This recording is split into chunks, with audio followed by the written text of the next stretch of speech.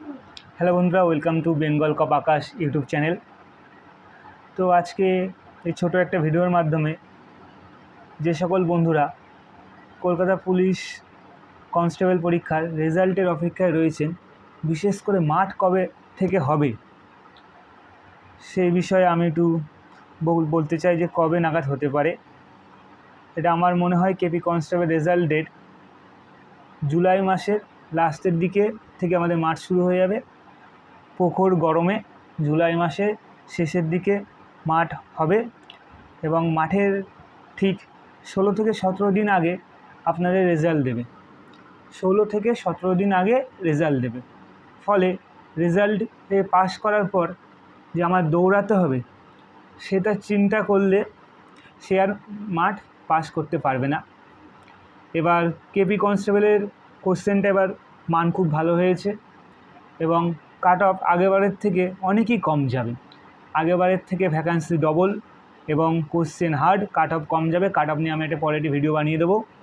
এবার আসল যেই বক্তব্য আমার, এই কেপি রেজাল্টের অপেক্ষা কারা করছে, যাদের ডাব্লিউপি কনস্টেবলের পরীক্ষা বাজে হয়েছে এবং তারা ইন্টারভিউ দেওয়ার পরও ভাবছে যে এটা আমার হবে না, 2-3 নম্বর বেশি আছে, সম্ভাবনা খুবই কম। আর 2, যারা মাঠে ফেল করেছে ডাব্লিউপি। এটা বাস্তব, প্রচুর লোক ডাব্লিউপি মাঠে ফেল করেছে এবং সেই ছাত্রদের এখন বর্তমানে একটাই পাখির চোখ, সেটা হলো কলকাতা পুলিশ কনস্টেবল রিক্রুটমেন্ট। তাদেরকে আমি একটা কথাই বলবো, আমি একটি ভিডিও বানিয়ে দিচ্ছি যে কিভাবে মাঠে পাস করতে হয়। হাতে তোমাদের 3 মাস টাইম তোমরা পাবা। আমি নিজে আগেরবার ডাব্লিউপি 2020 যেটা, সেটা মাঠে ফেল করেছি এবং কনস্টেবলও মাঠে ফেল করেছি। এই দুটো মাঠ পরপর ফেল করার পরে আমি মাঠে প্রস্তুতি নিই ঠিকভাবে এবং তারপরে এসএসসি জিডি মাঠে ফার্স্ট হই। 2বার এসএসসি জিডি মাঠে ফার্স্ট হই, একবার মেরিটে বাদ যাই, এবার মেডিকেলে আনফিট। এবার বেঙ্গল পুলিশে আমি ফার্স্ট হই এবং সাব ইন্সপেক্টর কলকাতা পুলিশ বা বেঙ্গল পুলিশেও ফার্স্ট হই। তাছাড়া আমাদের ফায়ারম্যান আছে, ফায়ারম্যান সিআইএসএফ ফায়ারম্যান, ওতে আমার 5 কিলোমিটারের সেকেন্ড হই এবং সিআইএসএফ ট্রেডসম্যানে আমি প্রথম হই। 2বার পরপর ফেল করার পর তারপরে থেকে আমি একটা মাঠেও আজ পর্যন্ত কোনো ফেল করিনি।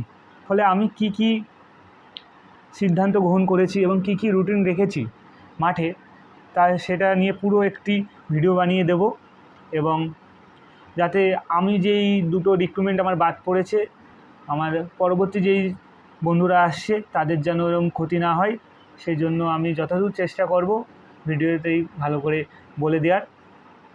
তোমাদের মাঠ জুলাই মাসে শেষে হবে, পুজোর পরে কোনো মোটেই হবে না, পুজোর আগে হবে। অনেকে ভাবছে পুজোর পর পরের বছর ঠান্ডায় হবে, কিন্তু না, প্রখর গরমে, আগেবার বেঙ্গলে যেমন প্রখর গরমে মাঠ হয়েছে, এবারও প্রখর গরমে জুলাই মাসে মাঠ হবে। 3 মাস হাতে টাইম আছে, রেজাল্টের অপেক্ষায় না। যারা ফেল করেছো তাদের বুকে এখন আগুন রয়েছে, তারা সকাল ভালো করে দৌড়াও এবং আমার ওই পিএমটি পিএটি পাসের কী করে 3 মাসের মধ্যে পাস করবে। খালি পাস না, আমি যেমন আন্ডার 6 ঢুকেছি এবারে বেঙ্গলে, তেমন তুমি আন্ডার 6 ঢুকবা, আমি সেটা বলে রাখছি, যদি আমার কথা মেনে চলো। তা আজকে রাখলাম, তোমাদের রেজাল্ট জুলাই মাসের শেষের দিকে বেরোবে এবং এই রেজাল্ট না, মার্চ জুলাই মাসের শেষের দিকে হবে এবং রেজাল্ট তার 15-20 দিন আগে বেরোবে। তোমরা সকলে ভালো করে মাঠে দৌড়াও। দৌড়টাই এখন বর্তমানে তোমাদের আসল বিষয়, কারণ দৌড়টাই কনস্টেবল রিক্রুটমেন্টের ক্ষেত্রে এটি গুরুত্বপূর্ণ জিনিস হয়ে বাধা হয়ে দাঁড়ায়। পড়া ঠিক ওঠা যায় 1.5-2 মাসে, কিন্তু দৌড় 1.5-2 মাসে ওঠা অত সহজ বিষয় না। তা আজকের মতো এইটুখানি। মাঠ শুরু হবে জুলাই মাসের শেষ থেকে। তোমরা সকালে ভালো করে পিএমটি পিএটির জন্য প্রস্তুতি নাও। ধন্যবাদ।